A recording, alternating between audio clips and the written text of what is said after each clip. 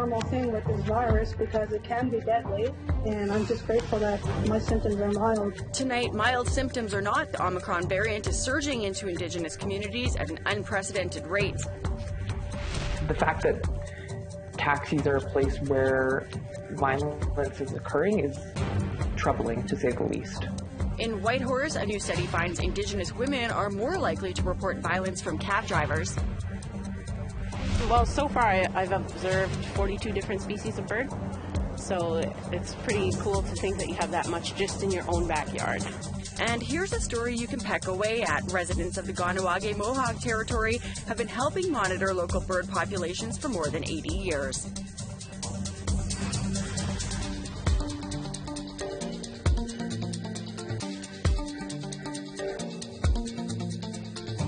Good evening. Welcome to APTN National News. I'm Melissa Ridgen. We start tonight with the COVID-19 pandemic. New infections are surging in many parts of Canada.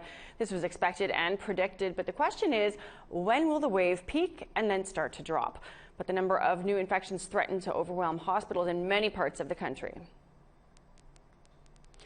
Today, Prime Minister Justin Trudeau will be speaking with Canada's premiers about COVID-19. In Ontario, there are 2,467 COVID-19 patients in hospital.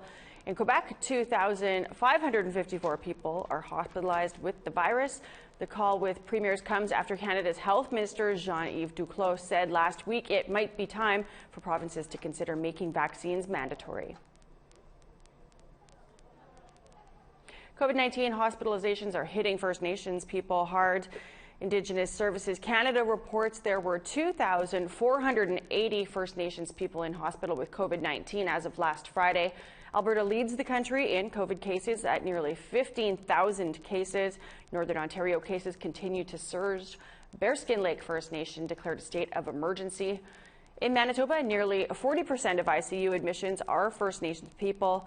Melanie McKinnon, First Nation COVID response team leader, says the current need for support in communities is on top of an already strained system. That work isn't dissipated. That work is in addition to everything else that we have to do outside of the pandemic. And before the pandemic and during the pandemic, people were still getting sick with non-COVID related activities. There's still medevacs, there's still trauma, there's still accidents. So we have to ensure that those services are ready and available when our clients and our community members need them. Members of the Canadian military have arrived in Bearskin Lake First Nation in Northern Ontario to help with the COVID-19 outbreak. More than half of the roughly 400 Northern Ontario community has tested positive for the virus. 4 local rangers are on the ground to help, but the community had asked for 10 times that number. The rangers will be in the community until January 23rd. Well, we sent a number of questions to Emergency Preparedness Minister Bill Blair's office looking for clarification on the military response. We have not heard back. Well, now to Newfoundland and Labrador. The province is reporting 455 new cases of COVID-19 and 2 deaths. There are 4 people in hospital. The province also adds 680 cases from a backlog in testing between December 29th and January 6th. Health Minister John Haggie says that the spike is historical and the data dumps will be higher for the next few days as the province catches up. We still have 2,930 swabs not reported, and we are expecting those results within the next 24 to 48 hours. So again, you'll see an increment, but that is historical and reflects this period of high demand. Currently, the demand for testing is actually being met locally. The province shifted its testing strategy to just high-risk populations during the holidays.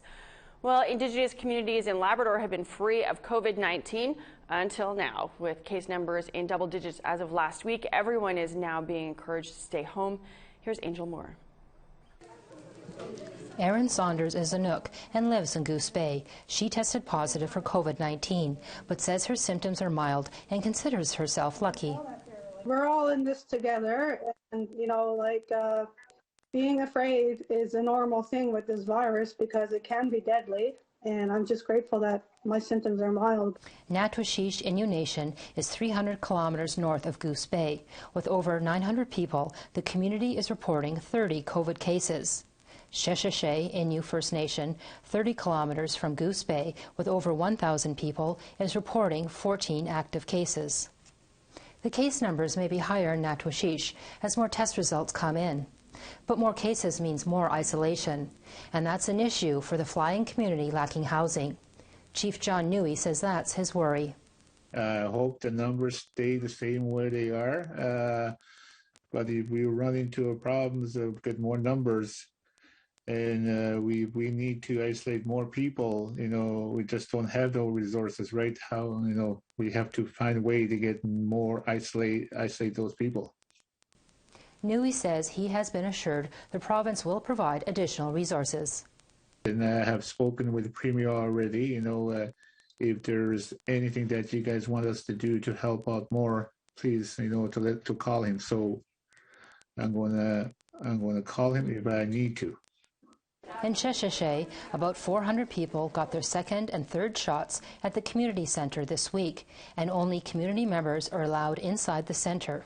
Chief Eugene Hart is confident yet cautious. It's a whole new ball game because we don't know. Sometimes we don't know which direction to go, because if you go this way, you don't even know if you're going to hit it there, or it's a hit and miss. The province is reporting over 4,000 active cases, with 784 active cases in the Labrador Grenfell region. Angel Moore, APTN National News, Jabutuk, also known as Halifax. Thanks, Angel. Well, we want to hear how COVID is affecting you or your family or community. Here's how you can weigh in. Send your emails to news@aptn.ca. You can leave a comment on aptnnews.ca. You can also find us on Facebook, Twitter, Instagram, YouTube, and TikTok. Follow APTN News to join the conversation and see all of our latest stories. Well, a new survey from the Yukon is reporting some disturbing statistics. Indigenous women are more likely to report violence and harassment when using taxi cabs in Whitehorse. Here's Sarah Connors with that story. The Yukon Women's Coalition has released a new taxi safety report. It shows Indigenous women are more likely to report incidents involving violence and harassment when using a taxi cab in Whitehorse compared to non-Indigenous women. The survey started last year after a woman shared a sexualized violence encounter she had with a Whitehorse taxi driver on a Facebook group, sparking public outcry. The survey found Indigenous women reported higher rates of violence, harassment, or encounters that made them feel unsafe or targeted when using Whitehorse cabs. They were also more likely, compared to non-Indigenous women, to not report incidents in taxi cabs to Whitehorse bylaw services. The fact that taxis are a place where violence is occurring is troubling, to say the least. Asia Basin, executive director of the Yukon Status of Women Council, which conducted the survey, says she's not surprised by the findings. We know, using an intersectional feminist lens, that Indigenous women in particular experience high rates of violence, disproportionately so across multiple different metrics. The survey recommends improvements like increasing driver training and enhancing camera integrity so all women can feel safer when taking a cab. Women need access to transportation to move through the world with safety and access to economic security, and furthermore as a means to be able to escape situations that are unsafe for them. Sarah Connors, APTN National News, Whitehorse. Back in Manitoba, 2 First Nations women have pleaded guilty for their part in a violent, racist attack on a black man in Brandon 2 years ago. Winnipeg Free Press reports one woman spent 225 days in jail for her role in the attack. It occurred near a downtown skateboard park. Another young woman has been given probation for her role. 2 other women and a man have not had their day in court yet. The victim was jumped by the First Nations man and the 4 women piled on. Witnesses say racial slurs were hurled by the First Nations attackers at their black victim, who was also stabbed. He has since made a full recovery. We need to take a break, but still ahead. Protests take over the Trans-Canada Highway in BC today. We will tell you why. Stay with us.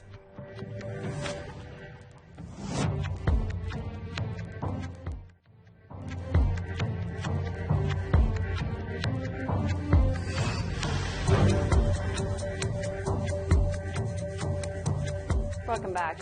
Environmental groups in British Columbia have been calling on the provincial government to stop old-growth logging. And today, one group held multiple protests on the BC Trans-Canada Highway. APTN's Lee Wilson reports.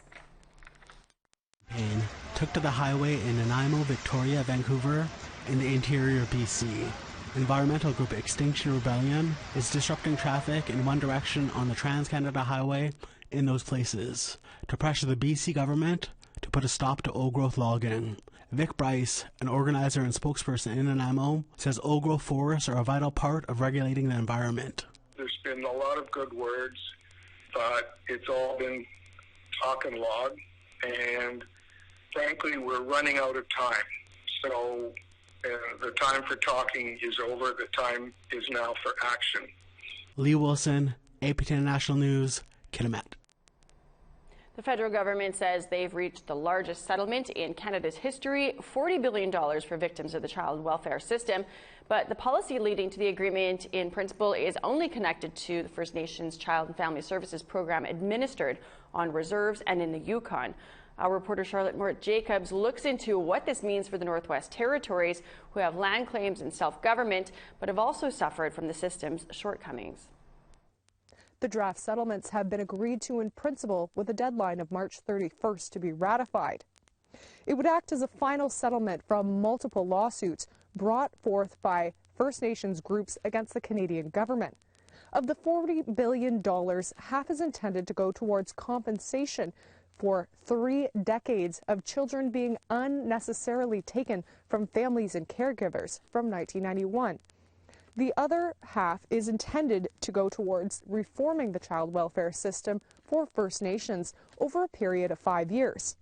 But the January 4th announcement did not directly include the Northwest Territories. While the NWT has 2 federal reserves, the Katlodetche First Nation and the Salt River First Nation, those are the only 2 federal reserves of the 33 communities here. According to Dene National Chief Gerald Antoine, he met with an assembly of First Nations for an emergency conference on the matter. A spokesperson to the Dene Nation told APTN that there would be little movement on the file until February as negotiations continue to take place. But keep in mind, with many land claims and self-government groups across the Northwest Territories, each have their own unique perspective and ideas on their pursuits of justice for children taken from child welfare policies in the Northwest Territories, and their positions may differ greatly from Southern reserves. We'll have more on this later on this week. Charlotte Mort-Jacobs, APTN National News, Yellowknife. Looking forward to that, Charlotte. Thanks.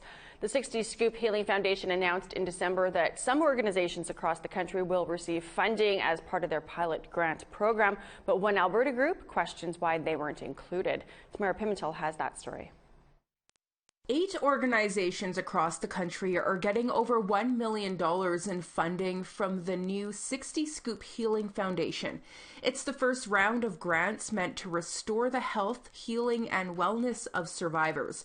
But not one organization from Alberta made the cut. It misses opportunities where we could provide any kind of cultural support, ceremonial learning, protocols. Sandra Relling is the CEO of the 60 Scoop Indigenous Society of Alberta. It represents over 1,000 survivors. She says the society wasn't given an opportunity to apply. In a news release, the foundation stated invitations were sent to organizations, but the SSISA says it didn't get that invite. It's really disappointing for us that we don't have the opportunity or the means to actively seek out those opportunities. The CEO of the Healing Foundation, Jacqueline Maurice, stated in the release that this is the first round of grants. She wrote, "Though we are starting on a small scale, we will continue to provide more grant support next year as the foundation gets off the ground." Relling says she wants to see more transparency for the next round of grants. Tamara Pimentel, APTN National News, Calgary. APTN did reach out to the Healing Society for a response, but we have not yet heard back from them. Well, just west of Edmonton, the Confederacy of Treaty 6 First Nations welcomed their new Grand Chief on Friday. Alexander First Nations Chief George Arcand Jr. will head up the Confederacy next year. Chiefs from across Treaty 6 welcomed the incoming Grand Chief. He takes over from previous Grand Chiefs Vernon Watchmaker and Greg Desjardins. Arcand Jr. says the COVID epidemic is going to be a high priority for him. What we have to encourage is our people to continue to stay safe. When I talk about staying safe, I'm talking about us getting the vaccinations that are necessary, continue to look at our pipe, continue to look at our traditional ways to help us get past some of these things. Our communities are hurting right now.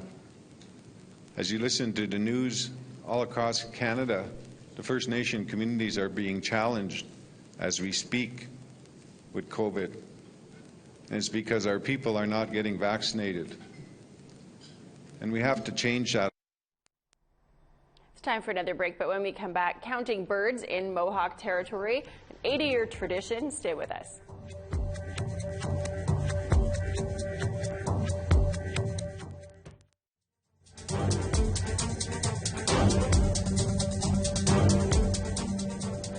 Welcome back. Let's check out our photo of the day.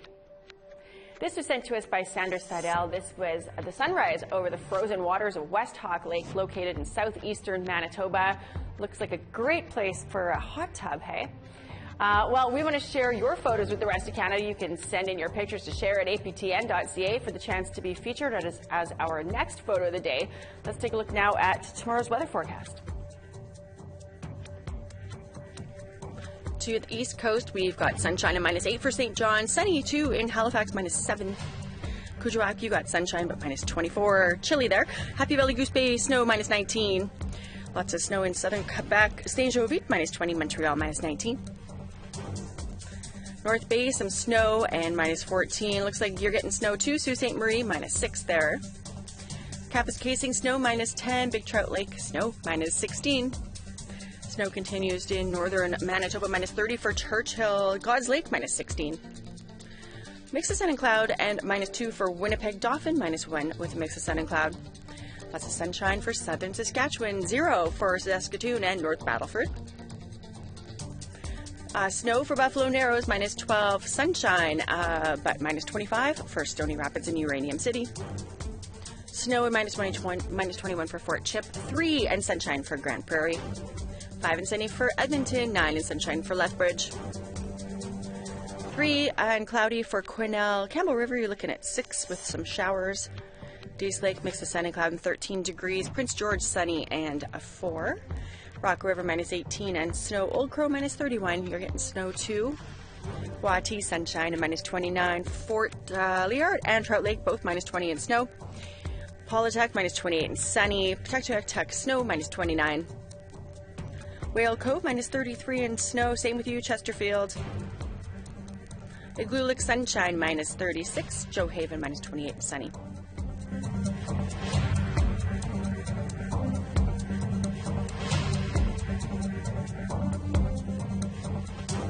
Well, we have some sad news to share. Earl Maldon, also known as Chief Delgamuukw, he has passed on.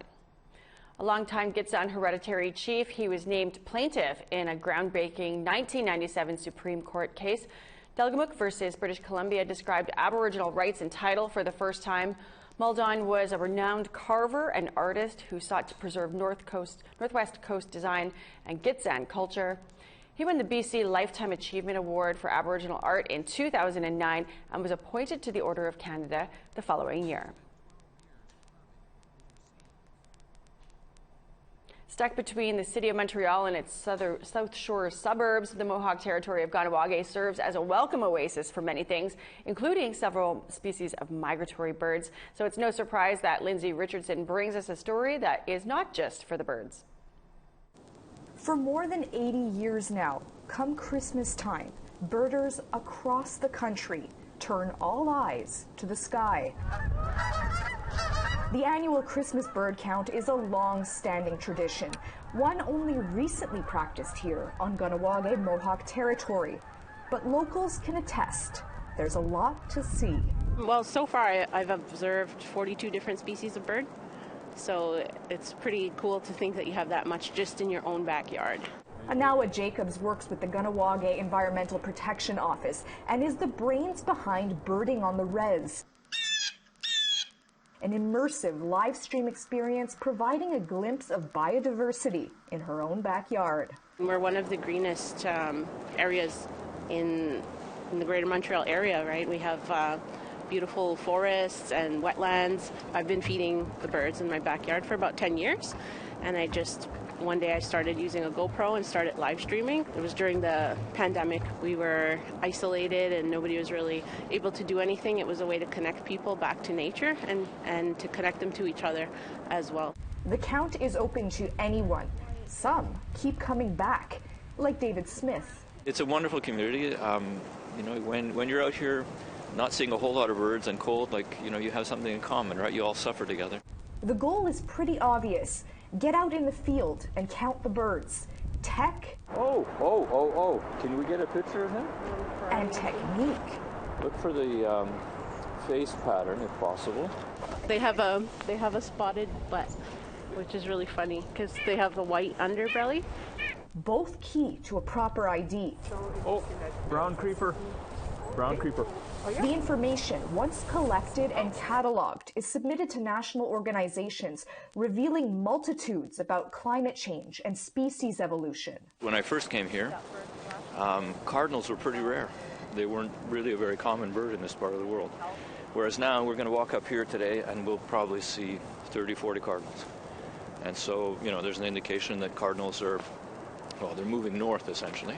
Same thing for other species that we won't see that we might have seen once upon a time, which will be a reflection either of declines in the species or in the fact that this whole environment is changing.